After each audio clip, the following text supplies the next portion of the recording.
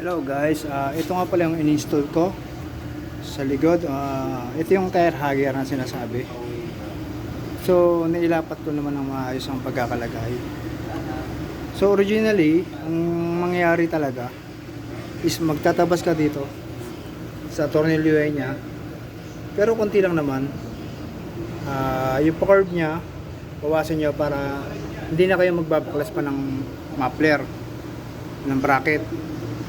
So ayan, tapos yung sa may shock niya, ayan, pinabasan din namin dito yan, konti. So ito guys, yung sa may shock, tinabasan ko para hindi siya sasabit, lalo pag may angkas kayo. Ayan. Yung curve niya, yun lang kinuha yung sa curve.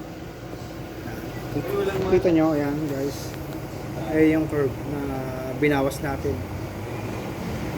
Binahandaan ko lang, kinikil. Kaya lagarin bakal, pwede na. Para lang mabawasan siya. Pero yun, ito nakapix na rin dito ng tornilyo. So yan. Palabas mga boss palabas yung fix nito. Naka outside siya sa labas. Ayan guys, yung tornilyo nakalabas yan So ganun. Maganda siya tingnan. Nabili ko to sa Lazada, isa 300 siya. Carbon, hindi ko lang alam kung carbon to pero okay naman, mukhang matibay naman siya. Wala siyang kakalog-kalog. Ayan, wala siyang kalog.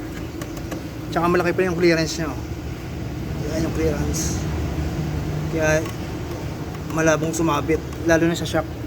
Kasi nakabawas siya sa shock. Na pormahan na.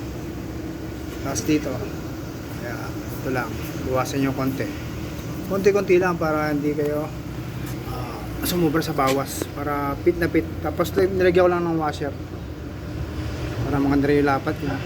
Nilagyan ko ng washer.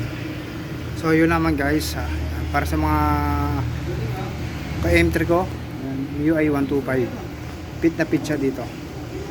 So okay, sana guys, nakakuha na ko yung idea paano ilagay yung tire hugger sa ilalim, tapalodo. Okay guys.